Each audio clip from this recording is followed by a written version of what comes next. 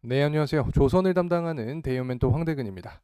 자, 오늘도 하나오션 함께 볼 텐데, 먼저 영상 시작에 앞서서 연말 그리고 이 새해 인사를 드려야 될 것 같습니다. 올 한 해도 정말 주식 투자를 진행하시면서 많은 고난과 또 역경들이 있었을 거라고 생각을 합니다. 이런 어려움들도 사실 투자의 한 부분이겠죠. 제가 많은 그런 도움이 될 수 있을지 모르겠지만 항상 여러분 앞에서 떳떳할 수 있도록 최선을 다하겠습니다.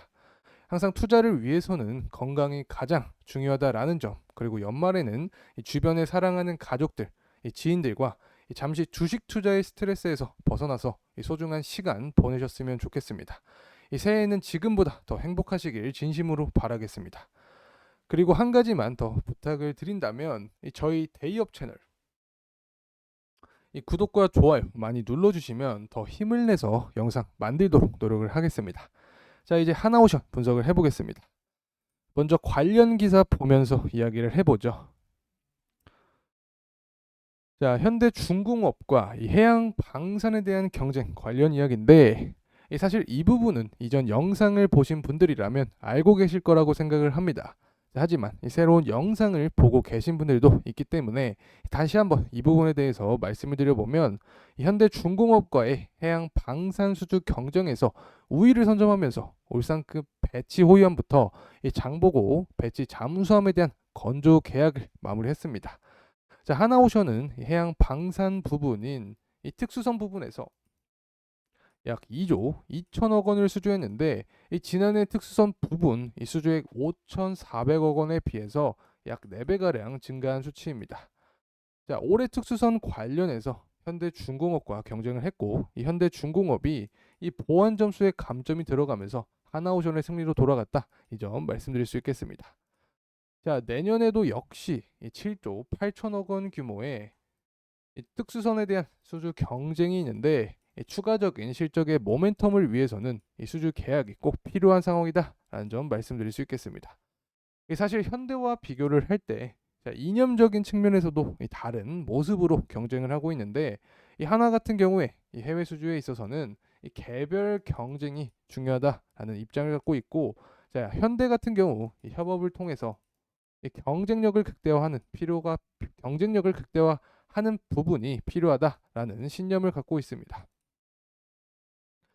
이 내년 이후에 이 캐나다는 이 3톤급 잠수함 최대 12척 도입을 골자로 이 잠수함 입찰에 나설 전망을 하고 있는데, 이 현대중공업 같은 경우 협업을 강조한 만큼 이 국가 수준의 컨소시엄 방식, 또 하나오션은 이 각자 참여하는 방식으로 이 수주전에 나서자는 입장을 펼치고 있습니다. 자, 이 부분은 사실 해외 수주에 대한 결과가 나오기까지는 누가 옳았다라는 이야기를 할 수 없고, 사실 두 주장 모두 타당하기 때문에 앞으로 해외 수주의 동향을 추적해 보는 것이 필요하다라는 점 말씀드릴 수 있겠습니다. 자, 그리고 카타르 LNG 선박의 수주 관련한 내용 역시 말씀을 드려야 할 텐데, 자, 하나오션과 이 삼성중공업 모두 2달 가까이 되어가는 이 시간 동안 이 수주 낭보를 올리지 못하고 있는 상황입니다. 자, 이 배경에 대해서 설명드리면 이 선가지수와 또 현대중공업의 이야기를 해야 되는데, 자, 올해 선가지수가 계속해서 올라가는 모습을 보여주었습니다. 자, 이러한 모습은 사실 이 수주 계약을 일찍 하면 할수록 이 수익성 측면에서 이 불리한 요소로도 작용을 할 수 있겠는데, 이 현대중공업이 이 수주 계약을 먼저 하면서 한 척당 약 2,969억 원의 수주 계약을 했습니다. 이 다소 저가 수주를 했다라고 평가를 할 수 있는데, 이 당시 이 LNG선 신조선가 대비 약 13.6% 저렴한 가격에 계약을 진행을 했고, 이러한 저가 수주 선례를 통해서 하나오션 같은 경우도 이 성가 인상에 대한 그런 협상에 난항을 겪고 있다, 이렇게 볼 수 있습니다. 여기에 더해서 이 카타르 LNG 프로젝트가 전반적으로 지연되고 있다는 점도 계약이 늦어진 원인으로 지목이 되고 있습니다. 자, 그래서 현재 하나오션부터 이 삼성중공업 또 중국의 조선사까지 카타르 LNG 운반선 프로젝트의 막바지 가격 협상을 진행 중인 상태인데, 자, 이번 수주를 따더라도 자, 물량이 분산될 가능성이 높기 때문에 자, 연초에 기대했던 그런 결과로는 보기 힘들다라고 말씀드릴 수 있습니다. 자, 그럼에도 불구하고 이 하나오션 같은 경우 올 3분기 기준 자, 영업이익 흑자를 기록을 하면서 무려 12분기 만에 이 턴어라운드를 보여주었고, 이 성과지수 역시 내년에 추가 상승을 이어갈 것으로 예상을 하고 있는데, 자, 이 부분은 결국에 이 조선사들의 선별 수주 그리고 환경 규제로 인해서 이 진입 장벽이 강화됐다. 자, 이런 요인으로 성과지수의 상승을 유발한 것이다라는 전망을 하고 있습니다. 이 전반적으로 24년 역시 조선업의 좋은 해로 평가를 받고 있는 상황이다라는 점 말씀드릴 수 있겠습니다. 자, 하지만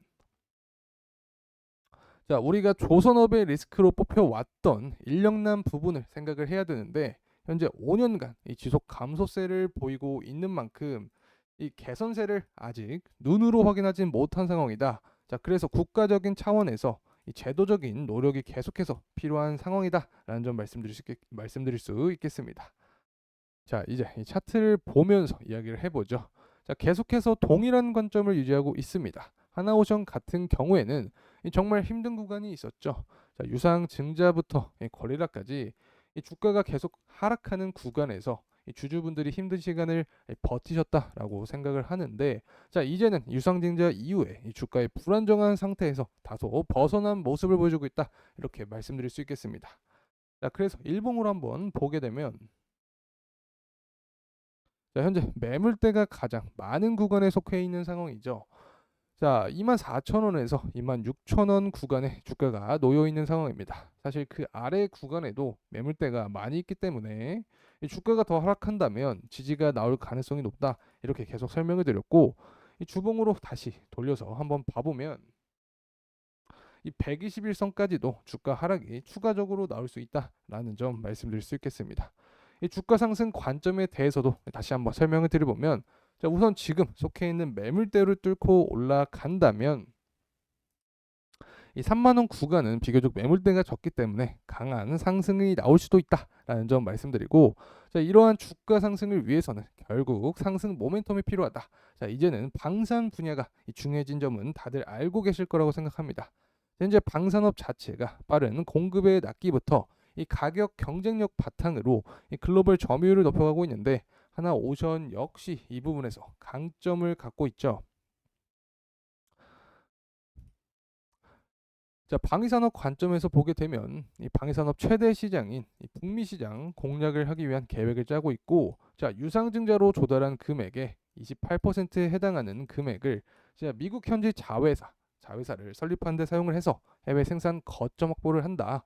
자, 해외 생산 거점을 확보하게 되면, 자, 군함부터 이 특수선 사업 비중을 늘릴 수 있다. 자, 그래서 장기적인 사업 전략을 구축하고 있다라는 점을 통해서 추 기업의 가치를 끌어올릴 수 있는 포인트가 될 수 있다는 점 말씀드립니다. 자, 그리고 조선주 투자를 할 때 국제유가의 추이 항상 살피셔야 된다라고 했는데, 자, 오늘도 이 부분 함께 보고 넘어가겠습니다.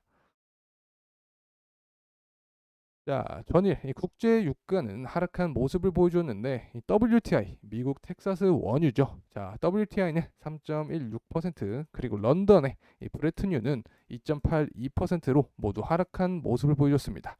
이 국제 유가의 최근 상승 배경은 이 홍해 항로의 위험성이 부각이 되면서 이 크리스마스 연휴까지 상승한 모습이었는데, 이 최근 덴마크의 머스크가 앞으로 아시아와 또 유럽을 항해하는 대부분의 이 컨테이너 선박을 수에즈 운하를 통해 운항을 하고 일부만을 아프리카를 통해 우회한다라는 내용으로 이 공급이 더 빨라질 것이다라는 기대감으로 국제유가가 하락했다, 이렇게 볼 수 있습니다.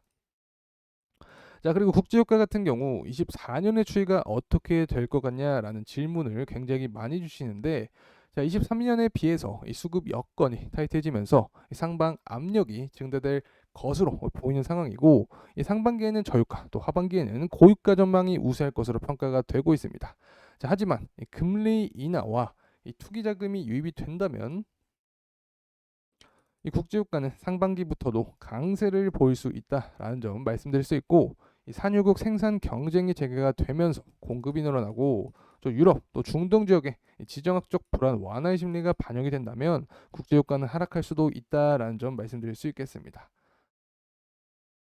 자, 이렇게 오늘 이 하나오션에 대한 영상이었는데, 항상 제 영상을 끝까지 시청해 주신 모든 분들 정말 감사드리고, 이 새해에는 행복한 일들만 가득하시길 진심으로 바라겠습니다. 다시 한번 감사의 말씀드립니다.